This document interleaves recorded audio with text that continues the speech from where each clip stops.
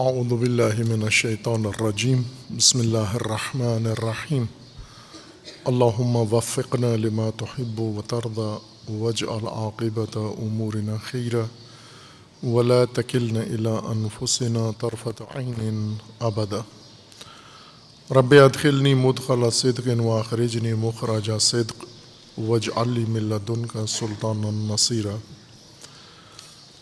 مناسبات میں آج یوم مبارک ہے، یوم میلاد مسعود امیر المومنین مولا الموحدین امام المتقین حضرت علی ابن ابی طالب علیہ الصلاۃ والسلام۔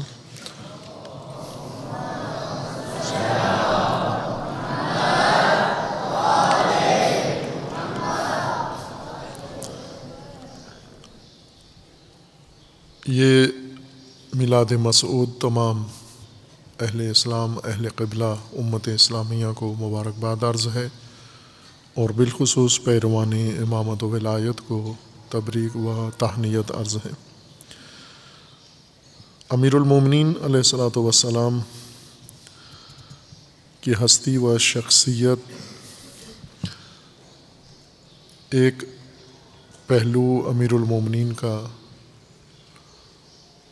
امامت کا پہلو ہے، جس کی بنا پر اللہ تعالیٰ نے علی علیہ السلام کو امت کے لیے امام منصوب فرمایا، اور امامت کی امیر المومنین نے ان حالات میں جو رسول اللہ صلی اللہ علیہ وآلہ وسلم کے بعد پیش آئے۔ امامت کسی خاص شرائط کے لیے یا خاص ماحول کے لیے نہیں ہے، ہر حال میں اللہ تعالیٰ نے انسان کی ہدایت کا و مومنین کی ہدایت کا نظام امامت کو ہی قرار دیا ہے۔ قرآن میں اللہ نے انبیاء کی امامت کا ذکر فرمایا ہے، اور پھر انبیاء کے اوصیاء کی امامت کا ذکر ہے، اور امامت ایک مسلسل امت کی ہدایت کا نظام ہے، اللہ تعالیٰ کی جانب سے اس کا ضابطہ ہے، اس کا طریقہ کار بتایا گیا ہے۔ لیکن امت اسلامیہ تدریجاً اس نظام سے دور ہوتی گئی، عملاً دور ہوئی، اور پھر علماً بھی دور ہوتی گئی، اور ذہنی طور پر، اور آج صرف لفظی طور پر امامت کا لفظ لوگوں کی زبانوں پر ہے، لیکن حقیقت امامت سے بے خبر اور نہ آشنا، بلکہ محض اجنبیت ہے۔ وہ لوگ جو امامت کے معتقد ہیں وہ بھی امامت سے ایسے اجنبی ہیں کہ ان کے لیے ناممکن ہے امامت کا نظام انسانیت کے لیے، بشریت کے لیے، جبکہ منتظر یہ بیٹھے ہوئے ہیں کہ امام مہدی علیہ السلام کا ظہور ہوگا، آخر الزمان میں امام کا ظہور ہوگا، اور وہ امامت و عدالت الہی کا نظام پوری زمین پر نافذ کریں گے۔ یہ تمام مسلمانوں کا متفقہ نظریہ ہے، امامت کی انتظار میں ہیں، لیکن امامت سے اجنبی، بے بہرا، اور امامت کو فراموش کر کے بیٹھے ہوئے ہیں۔ امیر المومنین علیہ الصلاۃ والسلام کی شخصیت چونکہ بہت باعظمت شخصیت ہے، گہری شخصیت ہے، اور امام خمینی رحمۃ اللہ علیہ کے بیان کے مطابق ذو ابعاد ہے، ایسی شخصیت ہے جس کے بہت پہلو ہیں، اتنی کثرت سے اور اتنی وسعت کے ساتھ اور اتنی گہرائی میں ہیں یہ پہلو، جس نے انسانوں کو، دوسرے لوگوں کو، علماء کو اور عام لوگوں کو حیرت میں ڈال دیا ہے، اور افراط و تفریط کا شکار ہوئے ہیں۔ امیر المومنین علیہ السلام نے خود بھی بیان فرمایا تھا کہ میرے بارے میں دو قسم کے لوگ ہلاک ہو جائیں گے، دو طبقے ہلاک ہو جائیں گے، سیہلک فیہا صنفان، دو قسم کے لوگ میرے بارے میں ہلاک ہو جائیں گے، یا بعض میں ہے رجلان، ایک وہ افراطی جو امیر المومنین علیہ السلام کو حد خلق سے اور عبودیت کے حد سے بڑھا کر الوہیت کے درجے تک نعوذ باللہ لے جاتے ہیں اور شرک کرتے ہیں، کفر کرتے ہیں، اور ایک تفریطی ہیں جو بغض رکھتے ہیں امیر المومنین سے اور آل امیر المومنین سے، جیسے ناصبی ہیں، اور اصل درست لوگ وہ ہیں جو امیر المومنین کو نہ افراط کے ساتھ اور نہ تفریط کے ساتھ، بلکہ اس حیثیت کے ساتھ جو اللہ تعالیٰ نے ان کے لیے مقرر کی ہے، اس حیثیت کے ساتھ قبول کرتے ہیں اور ان کی پیروی کرتے ہیں، ان کی عمل کی اور ان کی سیرت اور ان کی شخصیت اور ان کے نظام امامت کی اتباع کرتے ہیں۔ بعض اوقات امیر المومنین علیہ السلام کے بارے میں لوگوں کو یہ تأثر دیا جاتا ہے کہ امیر المومنین قابل تقلید نہیں ہے ہمارے لیے، ہم پیروی نہیں کر سکتے، جیسا پہلے بھی میں نے ایک مناسبت پہ یہ کہا تھا حضرت زہرا سلام اللہ تعالی علیہا کے میلاد باسعادت کی مناسبت پر، کہ عصمت کو ایک حد فاصل اور دیوار فاصل بنا دیا گیا ہے کلامی بحثوں نے، مناظروں نے، اور اسی افراط و تفریط نے عصمت کو عوام، امت اور امام کے درمیان اور معصومین کے درمیان فاصلے کی لکیر بنا دیا ہے۔ فاصلے کی لکیر سے مراد یہ ہے کہ بالکل تعلق کاٹ دیا ہے۔ عصمت نے امامت کو امت سے دور کر دیا ہے اور امت کو امام سے دور کر دیا ہے۔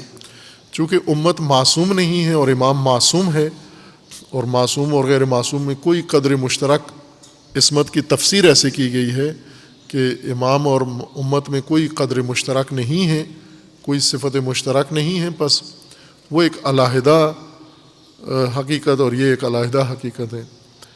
عوام فقط تقدیس کریں، تعریف کریں، لیکن پیروی نہ کریں۔ امیر المومنین علیہ السلام معبود نہیں بنائے گئے، امامت پر منصوب فرمائے گئے ہیں، اور امیر المومنین نے خود جو راستہ طے کیا ہے اپنے پیروکاروں سے چاہا ہے کہ وہ بھی وہی راستہ طے کریں۔ نہج البلاغہ میں امیر المومنین علیہ السلام نے امت کے لیے، عوام کے لیے، امیر المومنین علیہ السلام نے عام آدمی کے لیے، عام مسلمان کے لیے، غیر معصوم مسلمان کے لیے، وہ غیر معصوم انسان جو کچھ علم رکھتا ہے، کچھ کسی حد تک اس میں لا علمی ہے، کچھ چیزوں میں توفیق عمل رکھتا ہے، کچھ چیزوں میں سستی کرتا ہے، بالکل ایک معمول کا روٹین کا انسان، کمزوریوں سمیت، ضعف سمیت اور اپنی سستی کوتاہیوں سمیت ایک انسان جو امیر المومنین کے پیروی میں آتا ہے، اس کے لیے زندگی کا طریقہ اور زندگی کا دستور بیان فرمایا ہے۔ نہج البلاغہ ایک مکمل نظام ہے بشریت کی ہدایت کا، جس میں سیاست ہے، جس میں حکومت ہے، حاکمیت ہے، جس کے اندر لوگوں کی اخلاقی تربیت ہے، جس کے اندر گھریلو ہدایات ہیں، جس کے اندر انفرادی طور پر رہنمائی موجود ہے۔ یہ ایک مکمل نظام حیات و ضابطۂ حیات ہے نہج البلاغہ۔ ہر چند نہج البلاغہ کے جو خطبات ہیں اور منتخب کلام ہیں، سب کلام نہیں امیر المومنین کا، اب علماء نے محنت کر کے اور منابع سے، تاریخی منابع سے، حدیث کے منابع سے اور دیگر متون سے، قدیمی کتب سے استخراج کر کے، تحقیق کر کے مکمل کلام امیر المومنین کا مجموعے تدوین کیے ہیں۔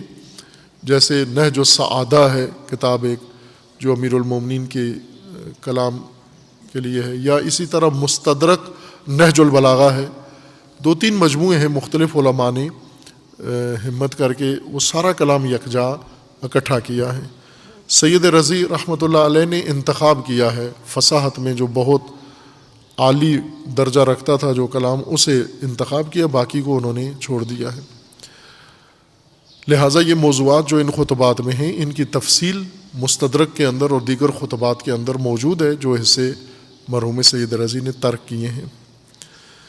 ان میں ایک اہم مکتوب ہے امیر المومنین علیہ السلام کا، خط ہے، جو اپنے دور اقتدار میں، دور حکومت میں بصرہ کے والی کو لکھا۔ عثمان ابن حنیف بہت باعظمت شخصیت ہیں عثمان ابن حنیف، یہ ان شخصیات میں تھے جن کے بارے میں وعدہ کیا ہوا ہے کہ توفیق ہو اللہ تعالیٰ کی، اور یہ اسوے، یہ اعلیٰ انسان، یہ باقاعدہ ان کی زندگیوں کو کھولا جائے، جو امیر المومنین کے نگاہوں میں بہت عظیم انسان تھے. جس شخصیت کے بارے میں امیر المومنین نے فرمایا تھا لی کانا فیما مزا اخن فی الدین، ان میں دو شخصیتوں کے نام لیے گئے ہیں. ایک عثمان ابن حنیف، یہی شخصیت جن کو خط لکھا ہے، اور ایک ابو ذر غفاری کے بارے میں ہے کہ وہ مراد ہیں، وہ شخصیت عظیم انسان تھے امیر المومنین کی نگاہوں میں. باہر کیف عثمان ابن حنیف خود انفرادی طور پر بہت اعلیٰ شخصیت کے مالک ہیں، اور کارکردگی کے لحاظ سے بہت بڑے عظیم مقام پر فائز ہیں، اور امیر المومنین کی حکومت کے ایک بڑے مضبوط رکن تھے. امیر المومنین کے وفادار، امیر المومنین کے تابع دار، امیر المومنین کے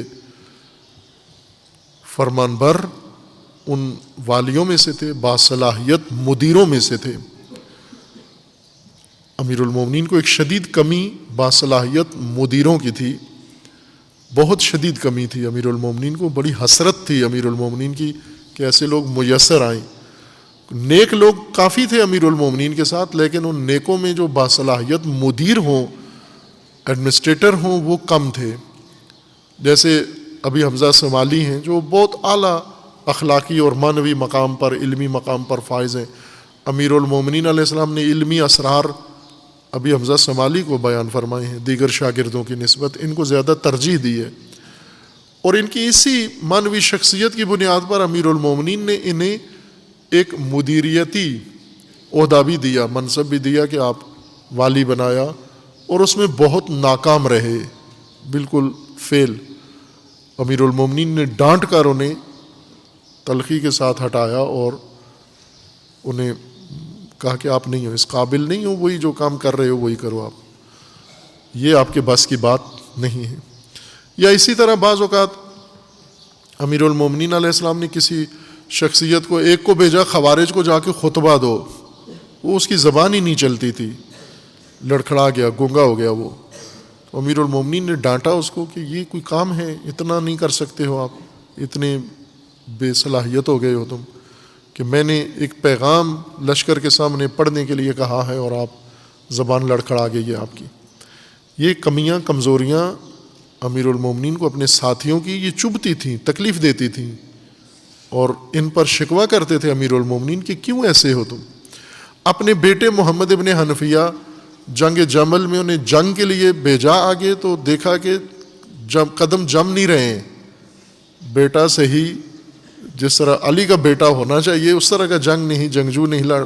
تو امیر المومنین پہنچ گئے، جا کر بتایا کہ یہ اول تو کھڑے ہوئے غلط ہو، تم جنگ میں ایسے نہیں کھڑا ہوتا، اور دیکھ کدھر رہے ہو آپ، جھنڈا کدھر پکڑا ہوا ہے، تلوار کدھر پر، ہر چیز نہج البلاغہ میں ہے باقاعدہ وہ سارا فرمان میدان جنگ کا.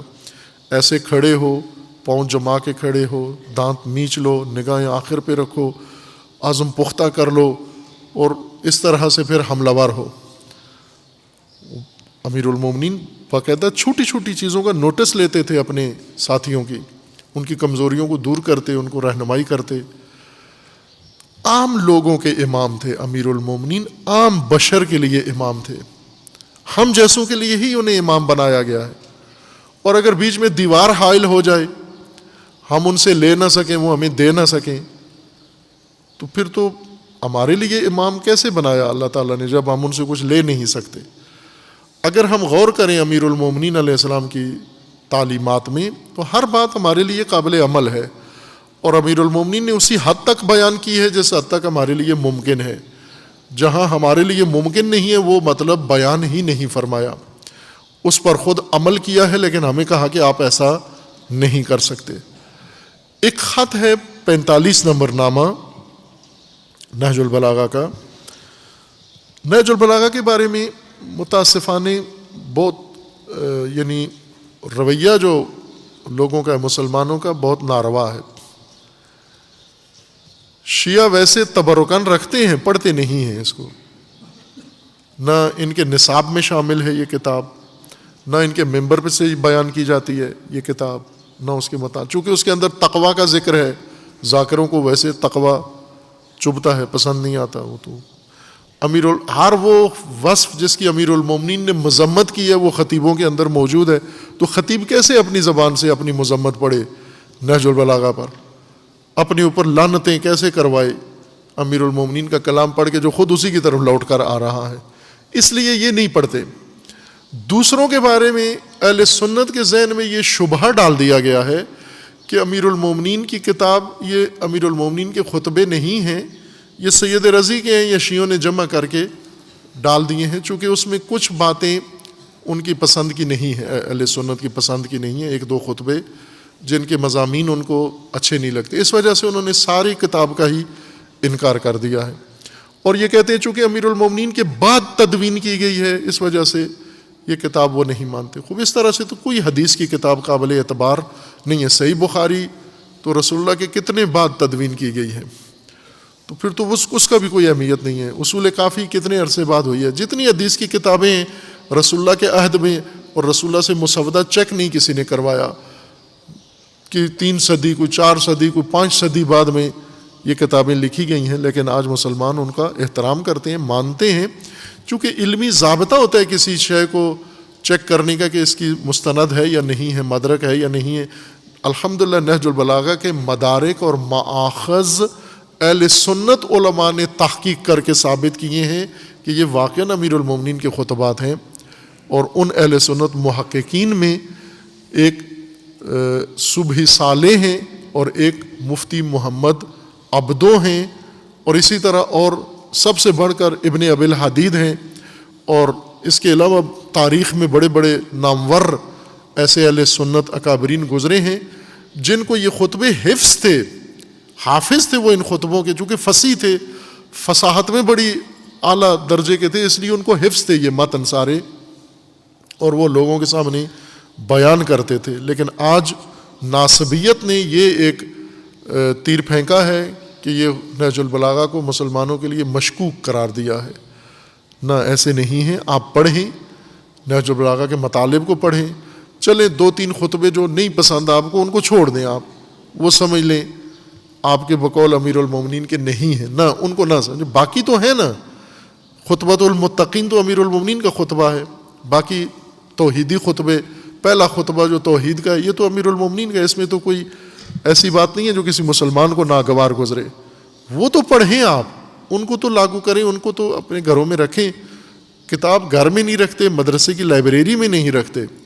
ایک بڑے مدرسے کے طالب علم سے میں نے پوچھا کہ آپ کے مدرسے کی لائبریری میں کتابیں ہیں شیعہ؟ تو اس نے کہا ممنوع ہے، وہاں کوئی کتاب شیعہ نہیں رکھ سکتے. تو میں نے پوچھا نہج البلاغہ ہے؟ کہا وہ بھی نہیں رکھ سکتے، اجازت نہیں ہے. تو میں نے کہا یہ نہج البلاغہ تو شیعوں کی کتاب نہیں ہے، یہ تو آپ کے چوتھے خلیفہ کی کتاب ہے. تو خلیفہ کی کتاب بھی آپ پسند کیوں نہیں کرتے؟ اگر یہ دوسرے خلیفہ کے خطبے ہوتے تو کیا رکھتے یا نہ رکھتے؟ تو کہتے ہیں تو سر پہ رکھتے، ہم سار آنکھوں پہ رکھتے. تو میں نے کہا اب یہ چوتھے خلیفہ کی چلو سار آنکھوں پہ نہیں رکھتے، الماری میں تو رکھو، کم از کم اپنے کتاب خانے میں تو رکھو، مطالعے کے لیے تحقیق کے لیے رکھو ان کو آپ. یعنی افسوسناک پہلو یہ ہے کہ نہج البلاغہ مطلقاً مہجور و متروک ہے. اور اسی وجہ سے جو عملی طور پر اعتقادی اور عملی گمراہیاں ہیں وہ ایک قرآن سے دوری کی وجہ سے ہیں اور دوسرا نہج البلاغہ سے دوری کی وجہ سے ہیں. آپ توجہ فرمائیں کہ امیر المومنین علیہ السلام نے اپنے والی کو جو خط لکھا اس میں اپنے والی کو جہد دے رہے ہیں کہ تم میری حکومت کا ایک رکن ہو، نظام ولایت کا حصہ ہو، مدیر ہو. اور بہت بڑا اعزاز ہے انسان ولایت کے نظام میں مدیریت مل جائے، یہ اعزاز دنیا و آخرت کی نعمتوں سے بڑا ہے کہ کسی کو امیر المومنین یا رسول اللہ اعتماد کر لیں اور اپنے نظام حکومت میں اس کو کسی منصب پر فائز کر دیں. یہ بہت بڑی بات ہے. اور یہ اعزاز امیر المومنین نے بہت ساروں کو دیا اور بہت ساروں نے ثابت کیا کہ وہ اہل ہیں اس کے. ہمیں ایسی باتوں میں الجھا دیا گیا ہے مناظراتی تبلیغ کے ذریعے سے، مناظراتی عمل سے. ہمارے ذہن مناظراتی ہیں. مناظراتی کا مطلب یہ کہ صرف اختلافی مسائل ہماری دلچسپی کا موضوع ہیں، لیکن جو اختلافی مسائل نہیں ہیں، ہدایت کے مسائل ہیں، تربیت کے مسائل ہیں، دین شناسی کے مسائل ہیں، انسانیت کے بارے میں ہیں، ان میں ہم کوئی دلچسپی نہیں رکھتے چونکہ ان میں اختلاف نہیں ہے. امیر المومنین علیہ السلام نے اپنے والی کو خط لکھا. میں وہ تبرکاً عبارت پڑھتا ہوں امیر المومنین علیہ السلام کی، اور پھر اس میں سے کچھ حصے پر بحث کرتے ہیں. وَمِن کتابٍ لَہُ علیہ السلام، امام علیہ السلام کا خط 45 نمبر ہے. الی عثمان ابن حنیف الانصاری، عثمان ابن حنیف انصاری جو بہت برگزیدہ انسان تھے. وَكَانَ عَامِلَهُ عَلَى الْبَصْرَةِ، یہ عثمان ابن حنیف عامل تھے، والی تھے، گورنر تھے بصرہ کے. وَقَدْ بَلَغَهُ أَنَّهُ دُعِيَ إِلَى وَلِيمَةِ قَوْمٍ مِّنْ أَهْلِهَا فَمَضَى إِلَيْهَا قَوْلُهُ. امیر المومنین علیہ السلام پر کو اطلاع ملی، اپنا نیٹ ورک تھا امیر المومنین کا، حکومتی امور کے اوپر نگرانی کے لیے، نظارت کی تھی، ایک نظارتی دقیق عمل تھا امیر المومنین کا کہ والیوں کے اوپر نظارت کرنے کے لیے بنایا گیا تھا. پہلے خلفاء نے بھی بنایا ہوا تھا، خلیفہ دوم نے خصوصاً یہ والیوں کی کارکردگی کا جائزہ لینے کے لیے بنایا ہوا تھا. اور امیر المومنین تو ناراض ہوتے تھے، خلیفہ دوم وہ تو کان پکڑوا دیتے تھے والیوں کو، جو الٹے کام کرتا تھا اس کو باقاعدہ خود اپنے ہاتھ سے سزا دیتے تھے. معروف جو راوی ہیں اہل سنت کے احادیث کی کتابوں میں، جن کی روایات سب سے زیادہ ہیں اور معتبر سمجھی جاتی ہیں، ابو ہریرہ، انہیں خلیفہ دوم نے ایک جگہ کی ولایت دی. ابو ہریرہ صاحب نے غلطی کی، خلیفہ کے ہدایات کے خلاف کام کیا، تو خود جا کے سزا دی، انہوں نے معاف نہیں کیا انہوں نے. خوب یہ نظام کے اندر نظارت، مثلا ابھی ہماری حکومت ہے اور اس کے جو متولی گورنر ہیں، وزیر اعلیٰ ہیں، وزراء ہیں، سیکرٹری ہیں، عہدیدار ہیں، آفیسر ہیں. ہمارے وزیر اعظم صاحب نے ابھی تقریباً کتنے 263 یا 363 افسروں کے خلاف ایک لسٹ نکالی ہے کہ یہ سارے بدعنوان ہیں، کرپٹ ہیں، نالائق ہیں، نااہل ہیں، نہیں کرتے یہ کام. وہ اوپر بھی آئیں، ذرا وزیروں کے بارے میں بھی کام کریں گے، وزیر کیا کر رہے ہیں اور مملکت کیوں ایسے ہے. نظارت اگر دقیق ہو تو مسائل کافی کنٹرول ہو جاتے ہیں. امیر المومنین علیہ السلام کے اس نیٹ ورک سے جو نظارت کے لیے تھا، اطلاع ملی کہ آپ کے والی، آپ کے نمائندے عثمان ابن حنیف صاحب یہ چلے گئے ہیں دعوت میں، ولیمہ کھانے گئے ہیں بصرہ کے اندر. اور وہ ولیمہ ایسا تھا کہ اس میں بڑے شہر کے امراء، سیٹھ طبقہ سارا دعوت شدہ تھا، اور اس میں کوئی فقیر شہر کا مدعو نہیں تھا. اس میں تاریخ میں ہے بھی ہے کہ وہ کون تھا جس نے دعوت کی، کس کی کوٹھی پہ یہ دعوت تھی. اور وزیر اعلیٰ یا گورنر امیر المومنین کے انہیں بلایا گیا مہمان خصوصی، یہ بھی چلے گئے. اما بعد، ابتدائی خطبہ لکھنے کے بعد امیر المومنین فرماتے ہیں اما بعد یا بنا حنیف، اے حنیف کے بیٹے، کنیہ تھا ان کا. قد بلغنی ان رجلا من فتیت اہل البصرہ دعاک الی معدبۃ فاسرعت الیہا تستطاب لک الالوان وتنقل الیک الجفان وما ظننت انک تجیب الی طعام قوم عائلهم مجفو وغنیهم مدعو فانظر الی ما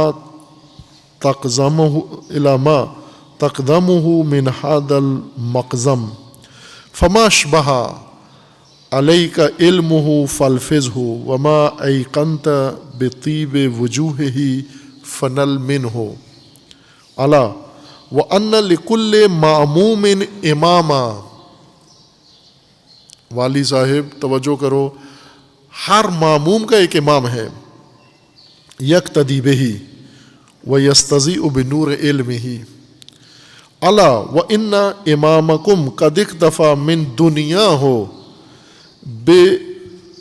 بتمریہ ومن طعمہ بقرصیہ الا وانکم لا تقدرون علی ذلک ولكن اعینونی بورع واجتہاد وعفۃ وسداد فواللہ ما کنزت من دنیاکم تبرا ولا ادخرت من غنائمہما وفرا ولا اعددت لبالی ثوب تمرا ولا حزت من ارضها شبرا ولا اخذت منه الا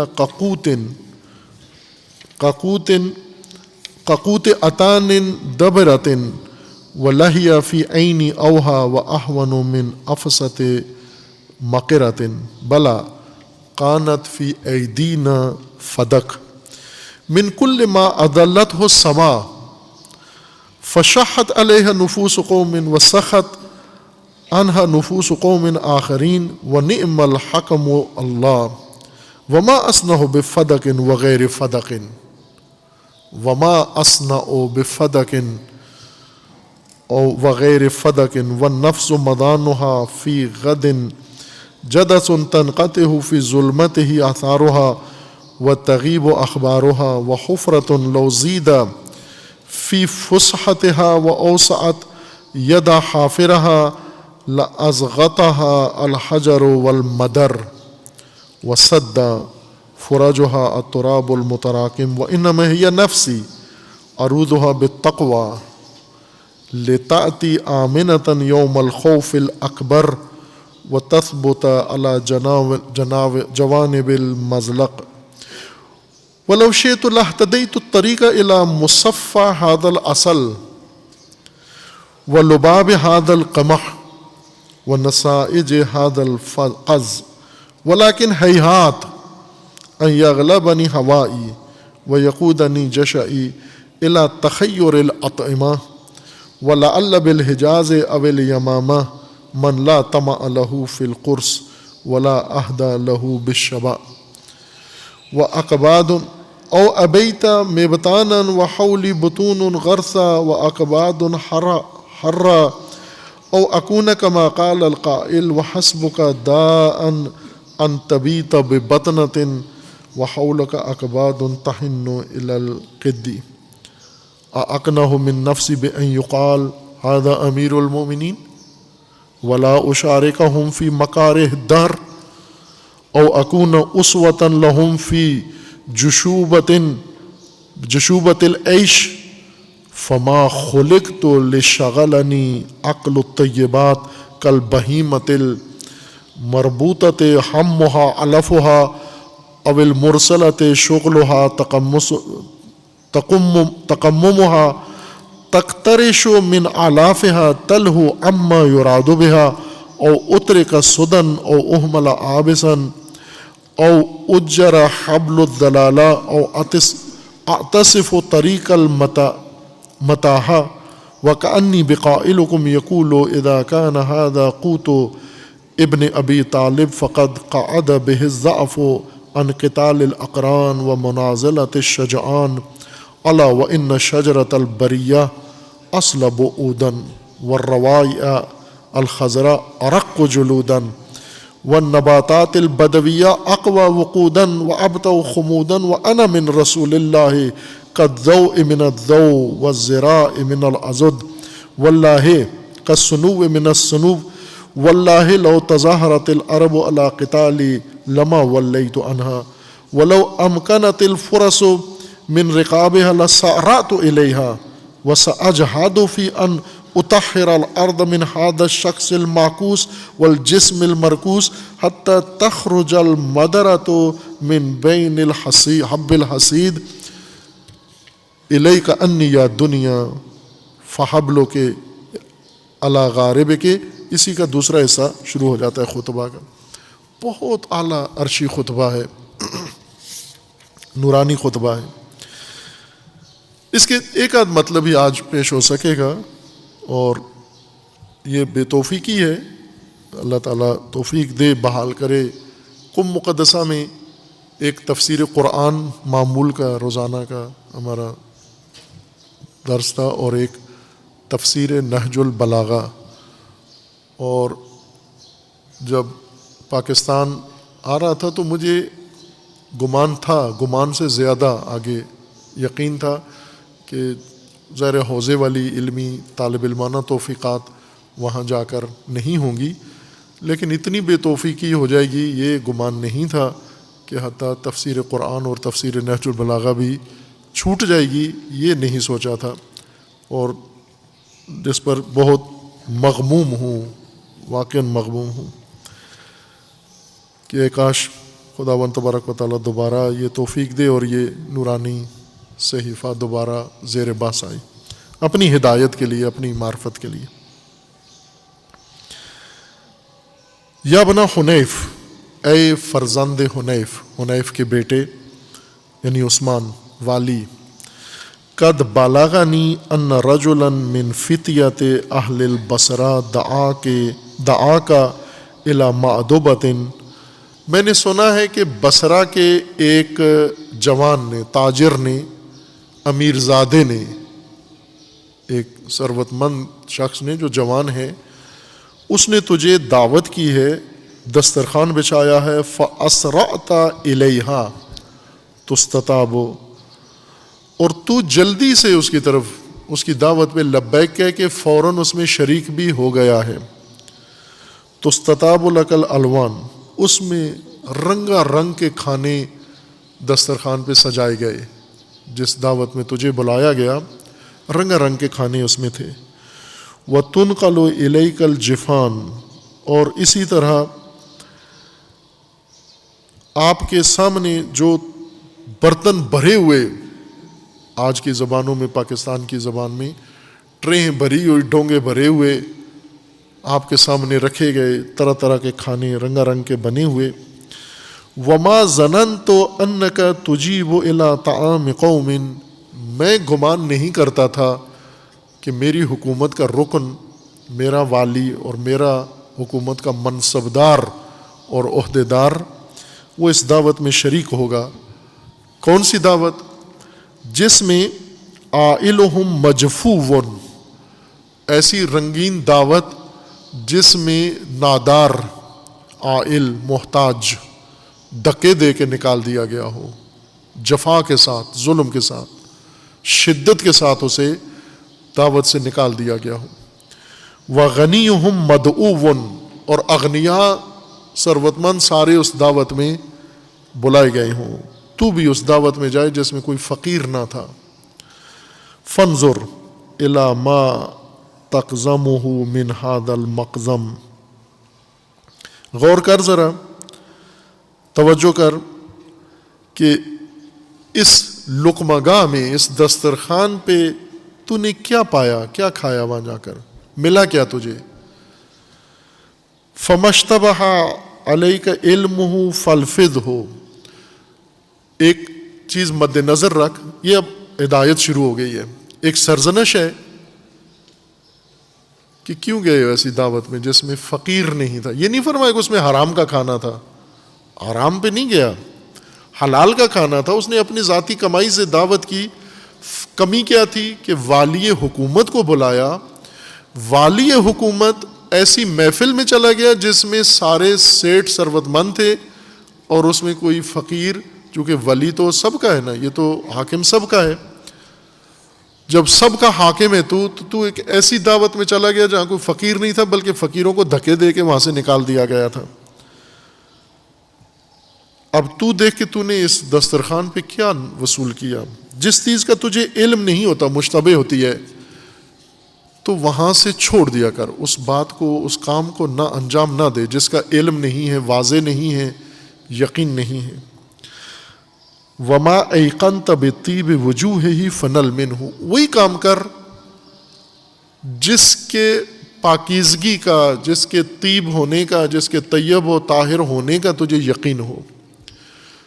وہ عمل جو بالکل واضح ہو کہ یہ جائز ہے، یہ درست کام ہے، وہی کر. جس کے بارے میں شبہ آ جائے اس سے دور ہو جا. الا وَإِنَّ لِكُلِّ مَأْمُومٍ إِمَامًا، اب توجہ کریں نا، جب میلاد کا دن آتا ہے شیعوں کے لیے تو شیعہ وجد میں آ جاتے ہیں، مولا کی ولادت ہے، اور یہ وجد میں آئے ہوئے شیعہ امیر المومنین کے عہد میں تھے. یہ البتہ وہ شیعہ نہیں تھے لیکن امیر المومنین کے ساتھ محبت کرنے والے تھے، جو امیر المومنین کو دیکھ کے وجد میں آ گئے. یہ ماجرا ہے جنگ صفین کا. امیر المومنین لشکر لے کر جنگ صفین جا رہے تھے اور انبار شہر سے گزرے، کوفہ سے گزر کے صفین کی طرف. راستے میں آج بھی عراق اور شام کی سرحد پر یہ علاقہ موجود ہے، آج بھی یہی نام ہے اس کا، انبار. اس انبار شہر سے امیر المومنین گزرے. بہت زرخیز علاقہ ہے. کسانوں اور دہقانوں نے جب سنا کہ امیر المومنین لشکر لے کر جہاد کے لیے بغاوت کو چلنے جا رہے ہیں، یہ سارے شہر کے موالی جمع ہوئے امیر المومنین کا استقبال کرنے کے لیے. اور استقبال جب انہوں نے شروع کیا تو امیر المومنین کو تعجب ہوا. میں پہلے بھی اس جملے کی تشریح میں کہا تھا کہ گویا ایسے لگتا ہے کہ امیر المومنین نے پہلی دفعہ یہ منظر دیکھا تھا. تعجب ہوا کہ یہ کیا کر رہے ہیں. وہیں پر مستقبلین میں سے، استقبال کے لیے آنے والوں میں سے، مقامی لوگوں سے یا ان کے کسی بڑے آدمی سے امیر المومنین نے پوچھا کہ یہ کیا کر رہے ہیں. یہ وہ کیا کر رہے تھے؟ ترجل کر رہے تھے. ترجل یعنی بھنگڑا. ٹانگیں اٹھاتے تھے اور مارتے تھے بڑی ترتیب سے، ردم کے ساتھ. بھنگڑا ڈال رہے تھے، دمال ڈال رہے تھے. تو امیر المومنین نے تعجب کیا کہ یہ کیا ہے، یہ دمال، یہ کون سی فوج آ گئی ہے، پریڈ کر رہے ہیں. یہ ایک فوج امیر المومنین لے کے جا رہے تھے جنگ کے لیے، ایک فوج بھنگڑا والی دمالی فوج آئی. یہ فوج امیر المومنین کے لیے اجنبی تھی. پوچھا کہ یہ کیا کر رہے ہیں. یہ میں متن سے پڑھ دوں، آپ زیادہ لطف اندوز ہو جائیں. یہ کلمات کسار میں ہی ہیں، انہی حکمتوں میں سے. بھلے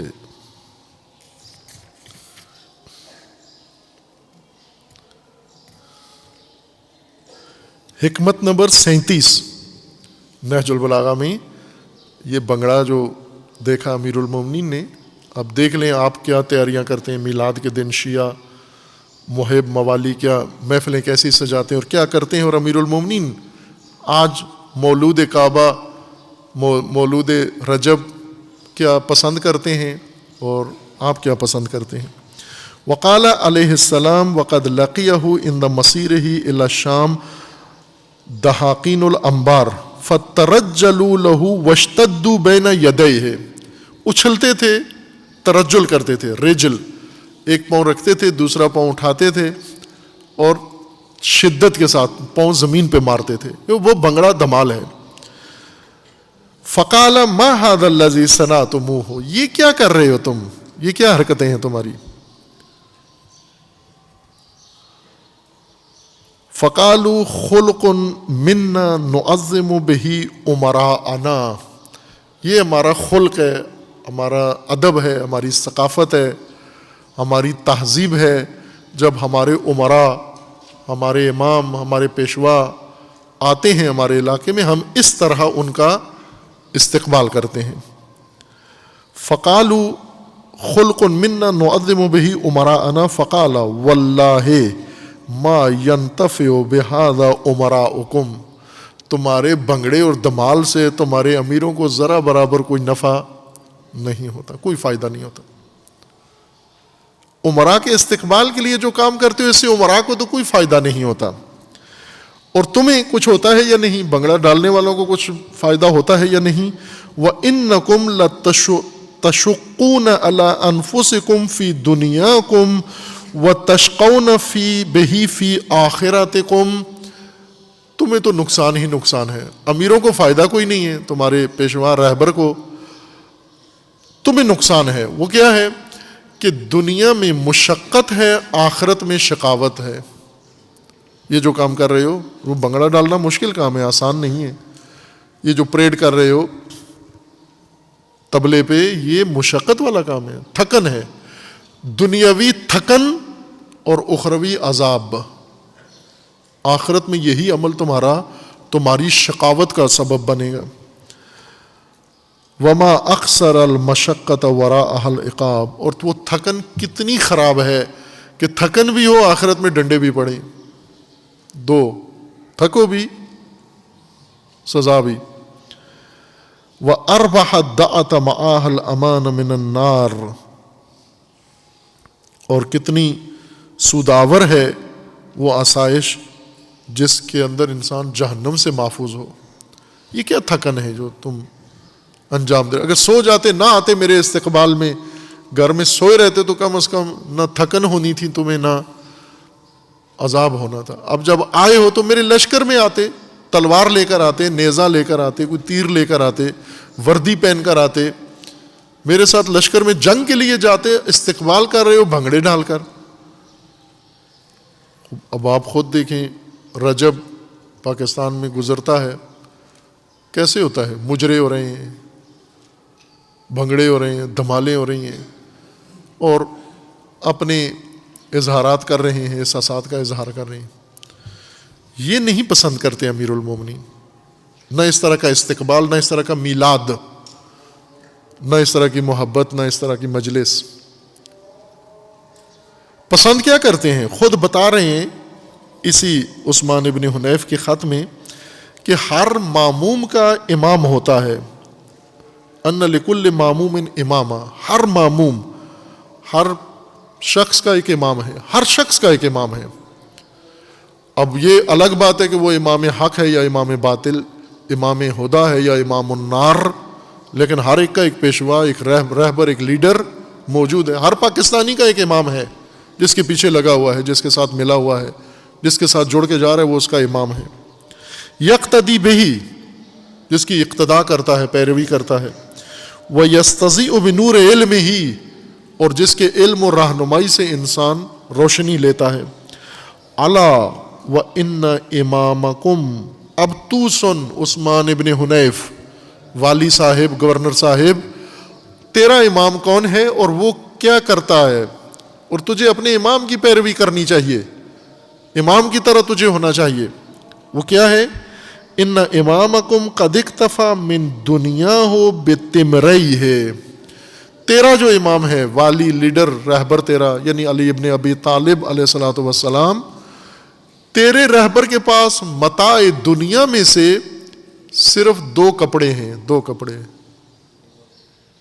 دو کپڑے، یعنی ایک قمیض، ایک آزار اس کو کہتے تھے، ہم شلوار کہتے ہیں، عربوں میں شلوار نہیں ہوتی تھی یہ پانچے والی، ایک نیچے پیراہن لونگ ہوتی تھی اور ایک اوپر بڑا پیراہن ہوتا تھا۔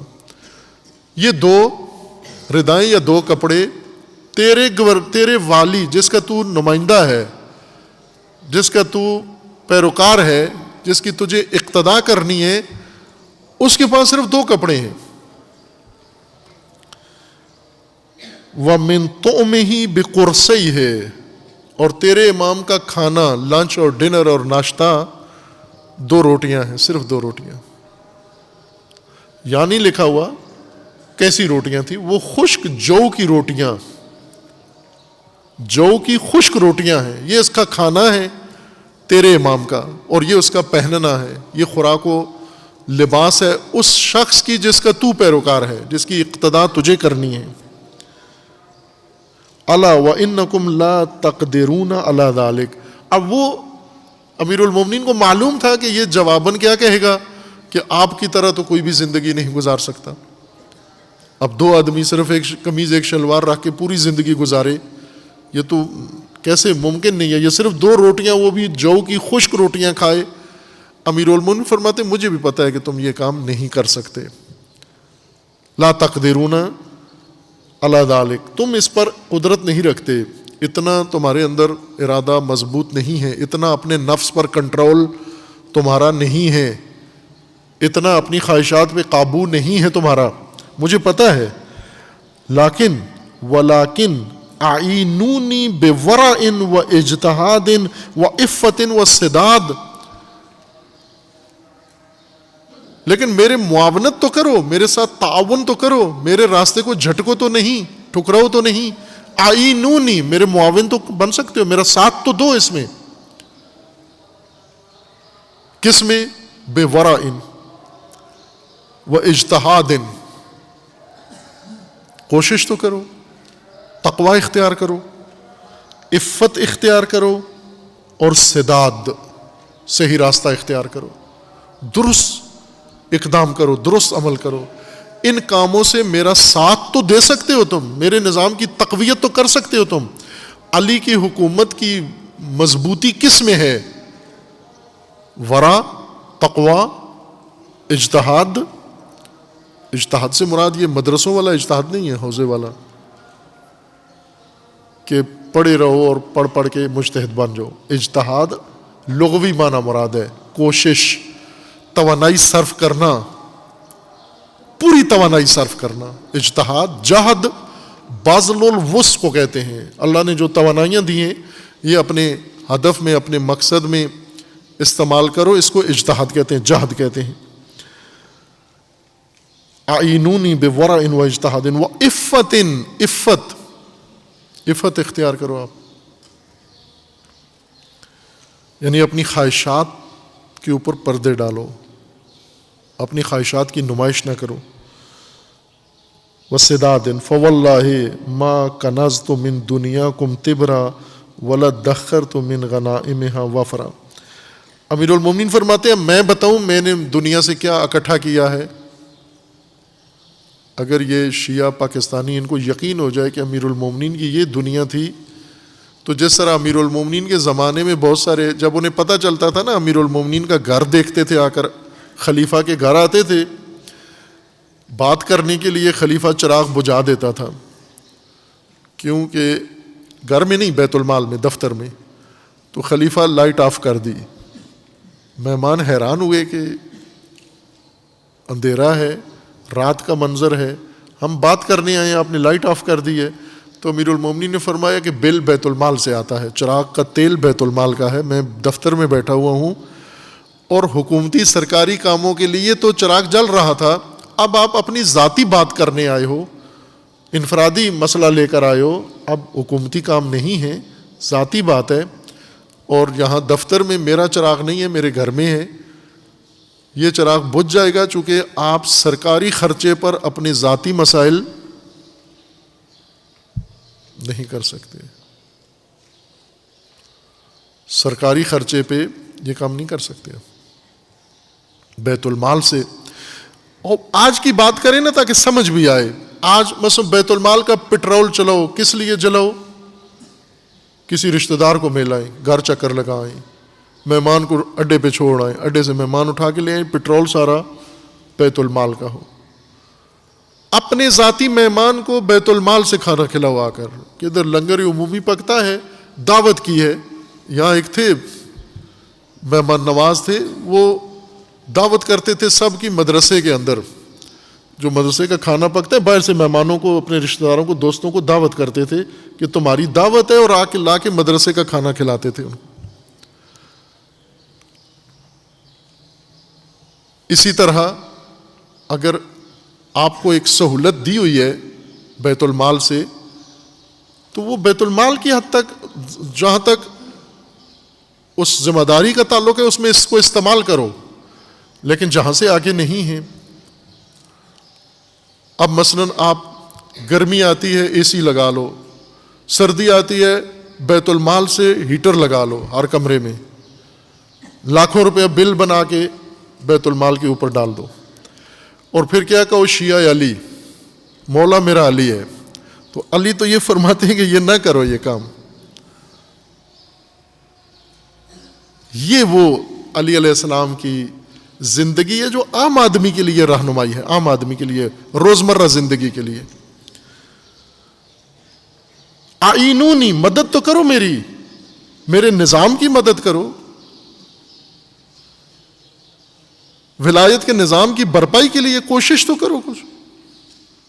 کس طرح سے مدد کرو علی کی؟ بورع و اجتہاد و عفت و سداد، فواللہ، اللہ کی قسم، ما کنزت من دنیاکم تبرا، میں نے تمہاری دنیا میں سے ایک پائی تبرا، ایک پائی میں نے اکٹھی نہیں کی، جمع نہیں کی، ایک پائی نہیں ہے میرے پاس۔ ایسے مولا جس کے پاس ایک پائی نہیں ہے تو پھر یہاں کیا کرتے ہیں، چلو شام پائی کیا پائے ہیں ادھر، تو دسترخوان ایسا ہے کہ لیٹ لیٹ کے کھاؤ ادھر، مٹن ختم ہوتا ہے حلوہ شروع ہو جاتا ہے، اور وہ حلوہ ختم ہوتا ہے بریانی شروع ہو جاتی ہے، بریانی ختم ہوتی ہے کباب شروع ہو جاتا ہے، وہاں تو دسترخوان سے نہ بندہ اٹھتا ہے نہ دسترخوان اٹھتا ہے۔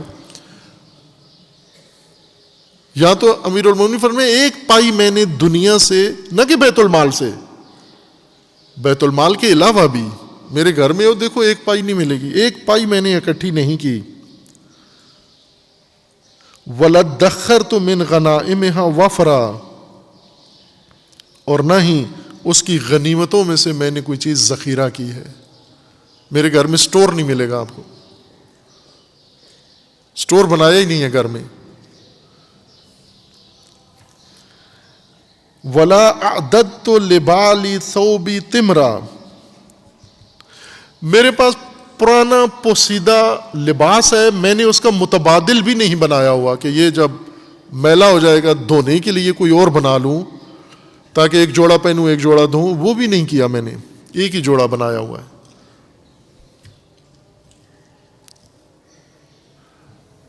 کتاب غارات میں ایک اور کتاب ہے امیر المومنین علیہ السلام کے، اس کے اندر یعنی امیر المومنین اور آل علی پر جو بنو امیہ نے جفا کی ہے، ظلم کیا ہے، وہ بہت مستند کتاب ہے، بڑی بہترین کتاب ہے، نہج البلاغہ سے پہلے کی لکھی ہوئی ہے، قدیمی ہے، الغارات۔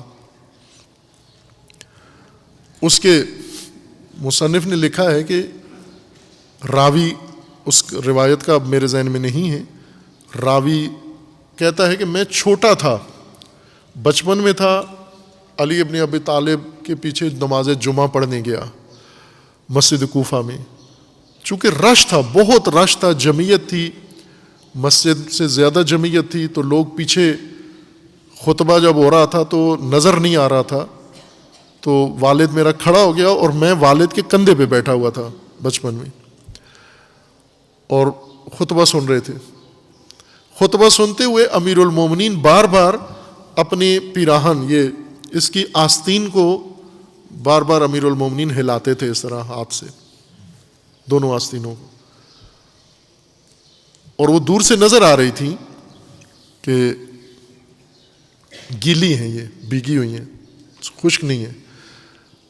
تو یہ راوی کہتا ہے میں بچہ تھا چھوٹا، اپنے باپ کے کان میں کہا کہ لگتا ہے کہ امیر المومنین کو گرمی لگ رہی ہے، اور ہوا لینے کے لیے جیسا یہاں بیٹھے ہوئے کچھ لوگ ہوتے ہیں نا، دامن قمیض کا اٹھا کے پنکھا بناتے ہیں اس کا، تو اس نے یہ سمجھا کہ امیر المومنین پنکھا بنا رہے ہیں، آستین کو، بڑی آستین ہے پیران کی، اور اس کا پنکھا بعض اس طرح ہاتھوں سے پنکھا بنا لیتے ہیں نا، تو وہ کہتا ہے میں نے باپ کو کہا کہ گویا امیر المومنین کو گرمی لگ رہی ہے تو حبس ہے، اور ہوا لینے کے لیے یہ پنکھا بنایا ہوا ہے آستینوں کا۔ تو کہتا ہے مجھے باپ نے کہا کہ ایسے نہیں ہے، بلکہ امیر المومنین کا لباس تر ہے، بھیگا ہوا ہے، خشک نہیں ہے، گیلا ہے، اس کو خشک کر رہے ہیں ساتھ ساتھ۔ تو میں نے کہا کیوں گیلا کیوں پہن کر آئے ہیں؟ تو کہا اس لیے کہ ان کے پاس ایک ہی جوڑا ہے، وہ جب میلا ہوتا ہے اس کو دھو کے دوبارہ پہن لیتے ہیں، پھر پہنے ہوئے خشک ہوتا ہے، وہ دو جوڑے نہیں ہیں کہ بدل کے آئیں۔ یہ امیر المومنین کی اس روایت جو یہاں پر فرمایا وَلَا دَخَّرْتُ مِنْ غَنَائِمِهَا وَفْرًا وَلَا أَعْدَدْتُ لِبَالِي ثَوْبًا تِمْرًا، میں نے لباس ایک ہی بنایا ہوا ہے۔ وَلَا حُزْتُ مِنْ عَرْضِهَا شِبْرًا، سنو امیر المومنین اپنے پیروکاروں کو، اپنے والیوں کو اور اپنی نظام کی تقویت کے لیے مدد مانگ رہے ہیں آپ سب سے، آج بھی آپ سے مدد مانگ رہے ہیں، اعینونی، مدد کرو میری، تعاون کرو میرے ساتھ۔ کیا تعاون کرو؟ میرا طرز زندگی اپناؤ، میرا اسلوب، میرا رویہ اپناؤ۔ امیر المومنین فرماتے ہیں کہ ایک وجب، یہ جو انگوٹھے سے چھوٹی انگلی کے درمیان یہ پیمائش ہوتی ہے، اس کو کیا کہتے ہیں؟ وجب۔ عربی میں اس کو کہتے ہیں شبر، فارسی میں اس کو کہتے ہیں وجب، اردو میں کیا کہتے ہیں؟ بالشت، پنجابی میں کیا کہتے ہیں؟ گٹھ۔ ایک گٹھ یعنی اتنی سی جگہ، اتنی سی، یہ رکھ کے ناپتے ہیں عموماً لوگ، ایسے ناپتے ہیں یہ۔ امیر المومنین نے فرمایا کہ ایک وجب اس انگوٹھے سے اس تک تقریباً 9 انچ بنتی ہے معمولی ہاتھ کی، یہ اندازہ 9 انچ تقریباً بنتا ہے، چھوٹے 6 انچ بن جاتا ہوگا۔ اب امیر المومنین کے ہاتھ زیادہ بڑے نہیں تھے، متوازن اعضاء تھے، یعنی 9 انچ کہہ لیں آپ، قد چھوٹا تھا امیر المومنین کا، تو خوب 9 انچ جگہ بنتی ہے۔ امیر المومنین اب فرما رہے ہیں اللہ کی قسم کھا کر، فواللہ، سوگند بے خدا، قسم بے خدا، اللہ کی قسم، ما کنزت من دنیاکم تبرا ولا ادخرت من غنائمها وفرا ولا عددت لبالی ثوبا تمرا ولا حزت من ارضها شبرا۔ میں نے اس زمین سے ایک وجب زمین میں نے نہیں لی ہوئی، میری نہیں ہے، ایک وجب زمین نہیں ہے، میری ملکیت میں نہیں ہے، ایک گٹھ زمین نہیں ہے میری۔ ولا اخذت منہ الا ققوت اتان دبرۃ، بلے، اور میں کھانا کتنا تناول کرتا ہوں، اتنا جتنا ایک جاندار کو جان باقی رکھنے کے لیے چاہیے ہوتا ہے، قوت، کہ جان نہ نکل جائے، اتنا میں کھانا کھاتا ہوں۔ وَلَهِيَ فِي عَيْنِ أَوْحَى وَأَحْوَنَ مِنْ أَفْسَةِ مَقِرَةٍ،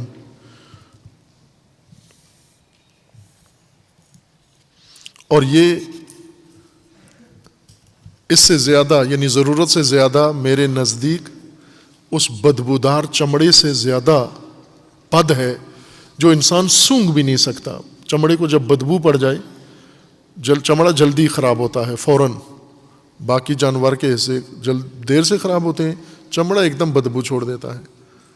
تو امیر المومنین فرماتے ہیں کہ یہ جو ضرورت سے زیادہ جگہ، ضرورت سے زیادہ پلاٹ، ضرورت سے زیادہ کپڑے، ضرورت سے زیادہ فلاں، یہ میرے نزدیک اس بدبودار چمڑی کی طرح ہے، متعفن۔ بلا، ہاں، کانت فی ایدینا فدق من کل ما اضلته السماء، فدق تھا ہمارے پاس، حقیقت چھپائی نہیں امیر المومنین نے، فرمایا فدق تھا ہمارے پاس، ایک باغ تھا، نخلستان تھا، کھجوریں تھیں، وہاں کی درآمد تھی، زرخیز تھا، رسول اللہ نے دیا تھا ہمیں اپنی معاش کے لیے، وہ ہمارے پاس تھا۔ فشحت علیہ نفوس قوم، لیکن کچھ لوگوں نے ہمارے پاس وہ بھی رہنے نہیں دیا، ان کو ان کی بخیلی نے وہ بھی ہم سے لے لیا، شح نفس نے، ان کے بخل نے، یعنی تنگ دلی تھی ان کے دلوں میں، اتنی بھی نہیں تھی کہ اہل بیت کے پاس یہ رہنے دیں، ہم آل رسول کے پاس رہنے دیں، رسول اللہ کی بیٹی کے پاس رہنے دیں، کیا ہے چھوٹا سا باغ ہے، رہنے دیں ان کو، لیکن ان کے دل میں اتنی بھی گنجائش نہیں تھی، انہوں نے لے لیا ہم سے۔ وَسَخَتْ عَنْهَا نُفُوسُ قَوْمٍ آخَرِينَ، انہوں نے بخل کے کر کے ہم سے لے لیا، اور باقی ساری امت نے سخاوت مندی کے ساتھ ان کو ہی رہنے دیا۔ وہ بہت خوبصورت تعبیر ہے۔ کوئی چیز ہوتی ہے نا، کوئی آدمی کسی کی چھوٹی سی چیز ہے، بیوہ کا پلاٹ ہے، وہ اٹھا کے لے لیا، ساری قوم دیکھ رہی ہے کہ یہ سیٹھ نے یا کسی چودھری نے چھین لیا بیوہ کے یتیم کا مال، تو اس نے بخل سے یتیم کا مال لے لیا، اور باقی ساری قوم نے سخاوت کے ساتھ اسے کہا کہ تجھے نصیب و مبارک ہو، تجھے تو نے لے لیا۔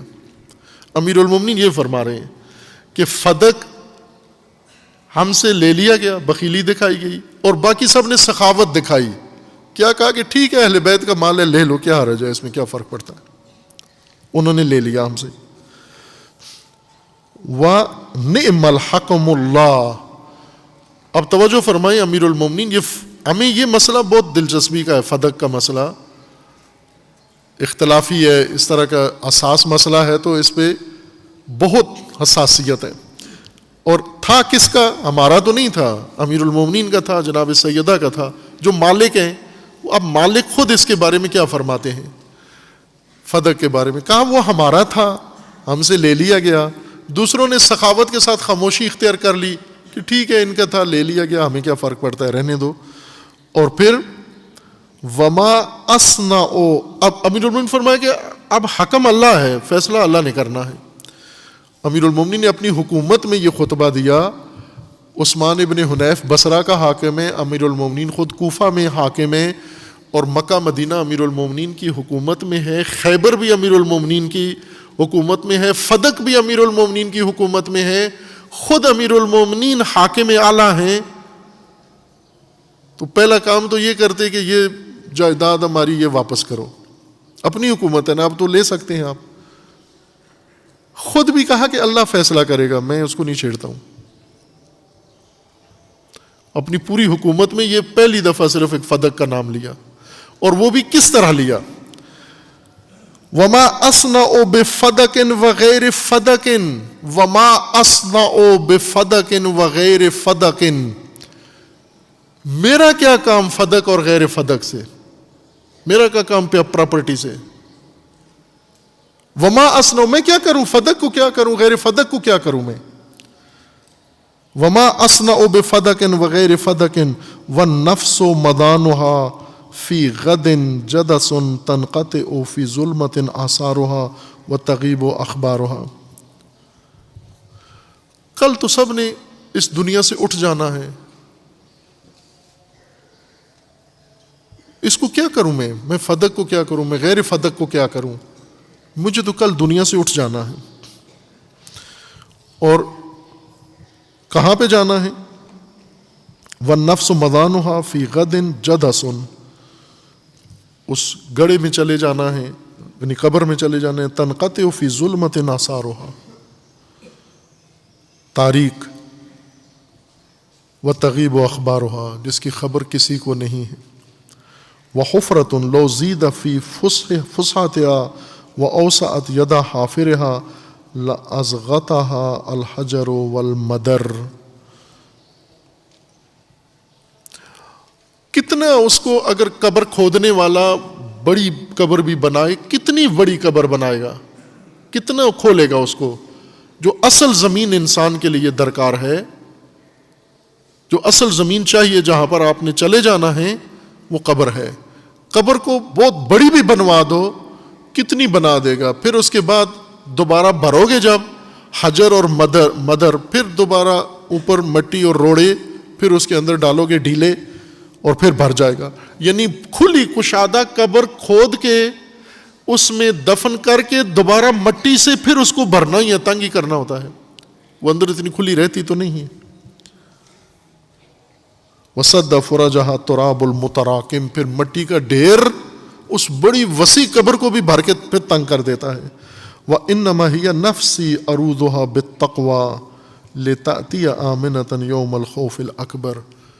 اے والی، مدد تو کر میری، تعاون تو کر میرے نظام حکومت کا، میرے فرامین کا، میری طرز زندگی، میری سیرت، میری آئیڈیالوجی، اس کو کم از کم تو تعاون تو کر میرے ساتھ، کوشش تو کر، اجتہاد کر. میری طرح نہیں کر سکتا، کوشش تو کر کے دیکھ. میں نے کیا کیا ہے، میں نے ورزش کرائی ہے، یہاں لفظ آ گیا ہے ورزش کا. وَإِنَّمَا هِيَ نَفْسِي أَرُودُهَا، میں نے اپنے نفس کو ورزش کرائی ہوئی ہے، ورزش نفس، ورزش روح، ریاضت کرائی ہوئی ہے. ریاضت کس چیز کی؟ بالتقوی، میں نے اپنے نفس کو تقوی کی ورزش کرائی ہوئی ہے. میرا نفس ورزیدہ ہے، میری روح ورزیدہ ہے، تقوی سے ورزش دیدہ ہے. کیوں؟ لِتَأْتِيَ آمِنَةً يَوْمَ الْخَوْفِ الْأَكْبَرِ، جب یوم خوف اکبر قیامت کا دن آئے گا، میں بالکل مطمئن ہوں گا، بالکل مطمئن ہوں گا، امن میں ہوں گا، مجھے کوئی خطرہ اس دن نہیں ہوگا. وَتَثْبُتَ عَلَى جَوَانِبِ الْمَزْلَقِ وَلَوْ شِئْتُ لَاهْتَدَيْتُ الطَّرِيقَ إِلَى مُصَفَّى هَذَا الْأَصْلِ. امیر المومنین فرماتے ہیں کہ اگر میں چاہتا تو میں یہ ساری چیزیں، بہترین شہد، چونکہ امیر المومنین کی حکومت کی قلم رو 3 براعظموں میں تھی، ان تین براعظموں میں ایسے علاقے بھی تھے جہاں کا شہد آج بھی نایاب ہے، آج بھی نایاب ہے۔ امیر المومنین فرماتے ہیں میں چاہتا تو اپنے ناشتے میں بہترین مصفا اصل شہد رکھ سکتا تھا، اور میں اگر چاہتا وَلُبَابِ هَذَا الْقَمَحِ، اور اگر میں چاہتا تو بہترین زمین کی گندم کا آٹا بنا کر خوبصورت اور اس کی روٹی اور پراٹھا بنا کے میں کھا سکتا تھا۔ وَنَسَائِجِ هَذَا الْقَزْ، اور اگر میں چاہتا تو ابریشم کے مخمل کے کپڑے بنوا کر پہن سکتا تھا۔ اے عثمان، یوں نہیں کہ میں یہ نہیں کر سکتا، میں بھی کر سکتا ہوں، بہترین کھانے اپنے لیے مہیا کر سکتا ہوں، بہترین لباس میں بھی خرید کے پہن سکتا ہوں، اور بہترین گندم کا آٹا میں بھی بنا کے کھا سکتا ہوں۔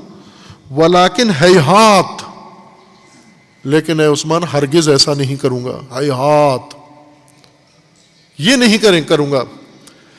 ان یغلبنی ہوائی، میں اپنے اوپر خواہشات کا غلبہ نہیں آنے دوں گا، میں مغلوب خواہشات نہیں ہوں گا۔ وَيَقُودَنِي جَشَعِي إِلَىٰ تَخَيُّرِ الْأَطْعِمَةِ وَلَعَلَّ، اور میں کبھی بھی یہ کام نہیں کروں گا کہ میں خوش مزہ کھانے اپنے دسترخوان پہ سجا لوں۔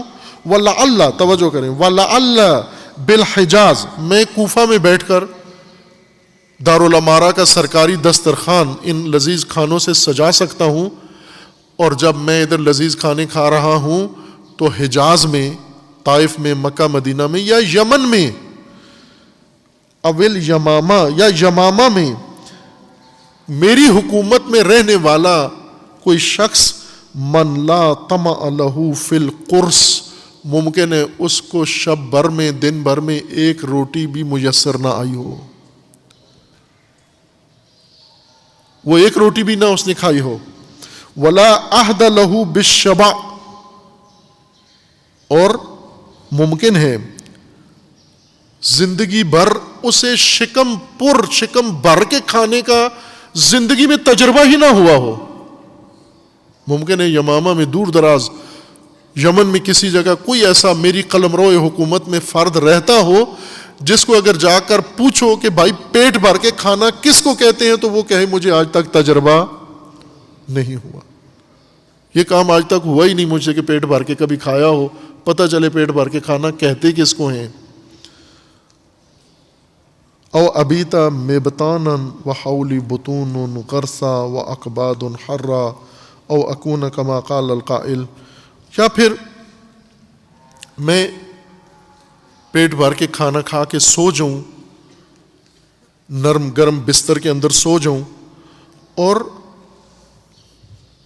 میری نیند کے دوران ہی میری حکومت کے اندر ایسے تشنہ لب جن کے جگر آتش سے جل رہے ہوں بیماریوں سے، اور ان کو پانی تک میسر نہ ہو، اور ایسے افراد کہ جن کے بارے میں پھر شعر پڑھ کے امیر المومنین علیہ السلام نے وہ آگے مطلب بیان فرمایا ہے۔ اَأَقْنَعُ مِن نَفْسِي أَن يُقَالَ هَذَا امیر المومنین، کیا میں اس بات پہ خوش رہوں کہ مجھے امیر المومنین کہا جائے؟ اَأَقْنَعُ، میں اسی پر قانع خوش رہوں کہ مجھے امیر المومنین کہتے ہیں۔ وَلَا أُشَارِكَهُمْ فِي مَكَارِعِ الدَّهْرِ، اور میں لوگوں کی سختیوں میں جا کر ان کا شریک نہ بنوں، اسی پر خوش رہوں کہ مجھے امیر المومنین کہتے ہیں۔ او اکون اسوۃ لہم فی جشوبۃ العیش، یا میں زندگی کی ناگواریوں میں ان کے لیے نمونہ نہ بنوں۔ یہ خط عام زبان میں سادہ میں ترجمہ ہو کر یہ وزیر اعظم صاحب کے، صدر صاحب کے دفتر میں ہونا چاہیے، جو بھی وزیر اعظم صدر ہو، وزیر اعلیٰ، ہر وزیر اعلیٰ کے، ہر گورنر کے دفتر میں ہونا چاہیے۔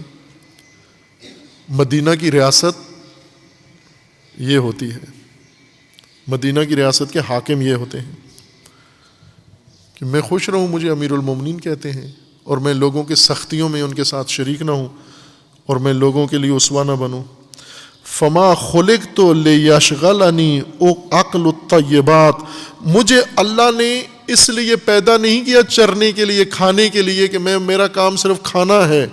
کل بہیمت المربوطہ، وہ قلعے پہ बंधे हुए जानवर, हमहा अलफहा, जिसका हम व गम सारा उसका चारा पट्ठे ही होता है, उसके अलावा उसको किसी चीज़ का कोई फिक्र चिंता नहीं होता। अविल मुरसलत शुगलहा तकम्मुमहा, या फिर उन चरागाह में चरने वाले जानवरों की तरह जाकर जिसका काम सरसब्ज चरागाहें देखना और उन पर मुँह मारना है। तख्तरिशु मिन आलाफहा तलहु अम्मा युरादु बिहा औ उतरक सुदन औ उहमला आबिसा औ अजुरा हबल दलालत औ अतासिफा तरीक अलमताहा। ये तफसील तलब है, मैं आज सिर्फ एक तबरुकन ये पढ़ रहा हूँ आपकी खिदमत में। वकअन्नी बिक़ाइलुकुम यक़ूलु इज़ा कान हाज़ा क़ूतु, अब कहते हैं अमीरुल मोमिनीन उस ख़त में लिखते हैं कि उस्मान, कुछ टेढ़ी खोपड़ियों वाले भी हैं, उन्हें पता है ये मेरा खाना उन्होंने देखा हुआ है, मेरी ज़िंदगी उन्होंने देखी हुई है, और वो ये प्रोपोगंडा कर रहे हैं मेरे ख़िलाफ़, भड़का रहे हैं लोगों को और मेरी किरदार कुशी कर रहे हैं, शख्सियत कुशी कर रहे हैं। वो क्या कहते हैं कि ये अमीरुल मोमिनीन ये तो खाना ही नहीं खाते, जब खाना नहीं खाते तो दुश्मन के मुकाबले में मुकाबला कैसे करेंगे, ये तो इसीलिए दुश्मन से लड़ाई नहीं करते, कतराते हैं जंगों से, चूँकि कमज़ोर हैं, नातवान हैं। खाना ही जो शख्स नहीं खाता तो वो क्या काम करेगा आगे।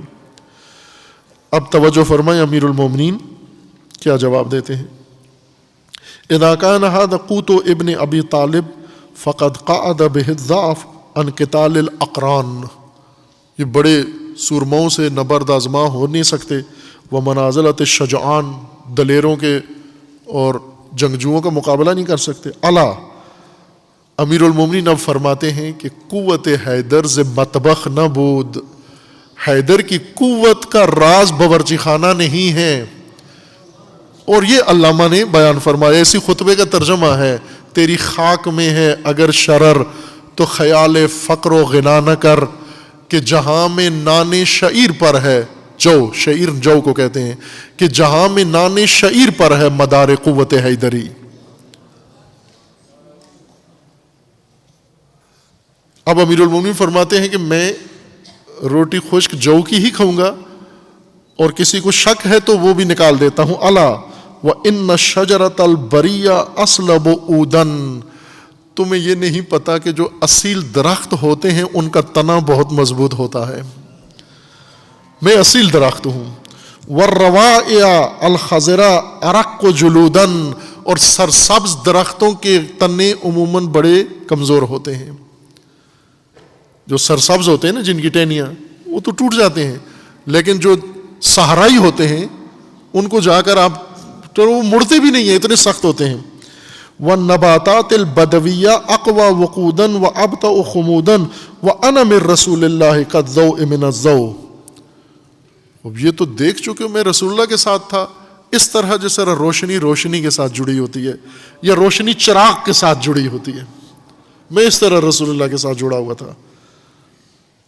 व ज़िरा मिनल अज़द, जिस तरह से ये बाजू आगे कंधे के साथ जुड़ा हुआ होता है। वल्लाहि लौ तज़ाहरतिल अरब अला क़िताली लमा वल्लैतु अन्हा, खुदा की कसम अगर ये सारे अरब इकट्ठे होकर अली के मुकाबले में आ जाए, मैं पीठ नहीं दिखाऊंगा इनको। ये बिरयानियाँ खाने वाले, ये पुलाव खाने वाले, ये चिकन टिक्का और बारबेक्यू खाने वाले, ये सारे मिल के भी मेरे मुकाबले में आ जाएं, मैं इन्हें पीठ नहीं दिखाऊंगा। वलो अमकनतिल फुरसु मिन रिकाबिहा लसअरतु इलैहा, और फिर मैं इनका मुंतज़िर नहीं रहूंगा, अगर मुझे मौका मिला मैं खुद इनके सरों पे जा पहुंचूंगा। वसअजहदु फी अन उतहिरल अर्द मिन हाज़ा शख्सिल माकूस, और मैंने अहद कर रखा है, सअजहदु, मैं पूरी कोशिश करूंगा कि जमीन को इस उल्टे जिस्म वाले शख्स से पाक करके रखूं मैं। और सबको पता है किसकी तरफ इशारा था। मिन हाज़ल अर्ज़ शख्सिल माकूफ वल जिस्मिल मरकूस, ये उल्टा इंसान, ये टेढ़ा इंसान और ये मरकूस जिस्म वाला, मैं इससे ज़मीन को पाक करूँगा।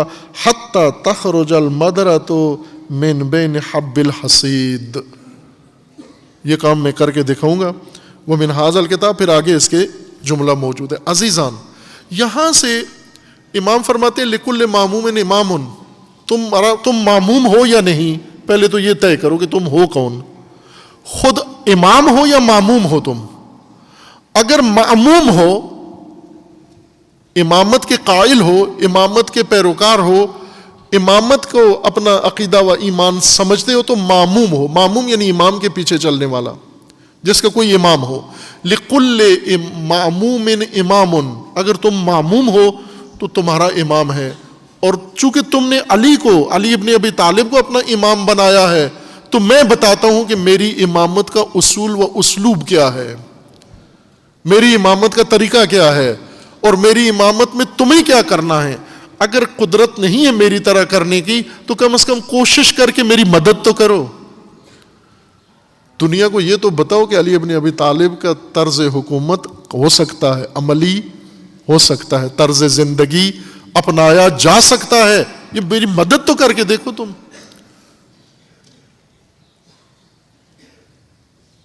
اور وہ چیزیں جو تمہارے لیے بہت اہم ہیں، امیر المومنین فرماتے ہیں میرے لیے ان کی کوئی اہمیت نہیں ہے.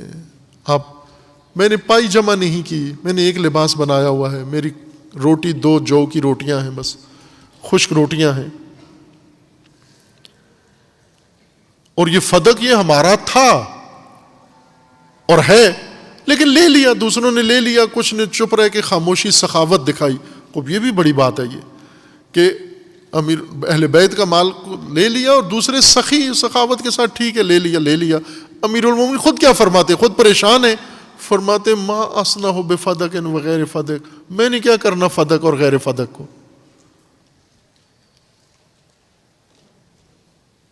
میں نے کیا کرنا ہے اس کو. ایک شبر جگہ کہتے ہیں امیر المومنین میں نے نہیں لی، میرے پاس نہیں ہے. قبر کی جگہ ہے، وہ جتنی بڑی بناؤ پھر مٹی ڈال کے تنگ ہو جاتی ہے. یہ امیر المومنین علیہ الصلوۃ والسلام کا اسوہ ہے. اور امیر المومنین فرماتے ہیں کہ میں اس بات پہ خوش رہوں کہ میں امیر المومنین ہوں، لیکن میں لوگوں کی عملی دشواریوں میں ان کا مددگار نہ بنوں، ان کا مشکل کشا نہ بنوں، اور میں ان کا روز مرہ کی زندگیوں میں اسوہ و نمونہ نہ بنوں. صرف اس بات پہ خوش رہوں کہ میں امیر المومنین ہوں. عزیزان من، کوئی مماثلت، کوئی شباہت ہونی چاہیے امیر المومنین کے ساتھ، جو امیر المومنین کو مانتے ہیں، امیر المومنین مانتے ہیں، جو امام مانتے ہیں، ان کی کوئی شباہت اس ماموم کی اپنے امام سے ہونی چاہیے. جو خلیفہ مانتے ہیں، اپنے خلیفہ کے ساتھ کوئی شباہت ہونی چاہیے. جو مانتے ہو، جو نہیں مانتے ان کی بات نہیں ہے، لیکن جو مانتے ہیں تو وہ تو قبول کریں امیر المومنین علیہ الصلوۃ والسلام. اب رجب میں بنگڑا ڈال لیا، رجب میں ترانے پڑھ دیے، رجب میں قصیدے پڑھ دیے، رجب میں جشن منا لیا، رجب میں جھنڈیاں لگا دیں، تو امیر المومنین پوچھتے ہیں ما ھذا الذی صنعتموہ، یہ کیا کر رہے ہو تم، یہ کن چکروں میں لگے ہوئے ہو، مجھے کیا چاہیے اور تم کیا تیاریاں کر رہے ہو. امامت سے بے بہرا، امامت سے لا تعلق، امامت سے بیزار اور بنگڑے سے تو خوش نہیں ہوتے امیر المومنین.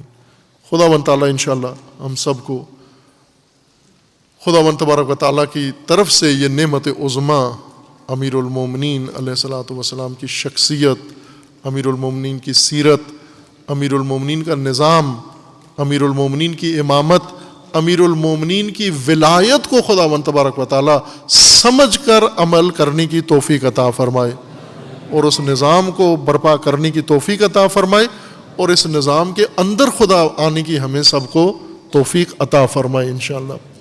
یہ تفسیر طلب خطبہ تھا، میں نے صرف قرات کیا، تلاوت کیا ہے، تاکہ آج روز مبارک، روز میلاد امیر المومنین علیہ الصلوۃ والسلام، یہ روشنی، یہ ہدایت امیر المومنین کی طرف سے ہم سب کے نصیب ہو جائے انشاءاللہ.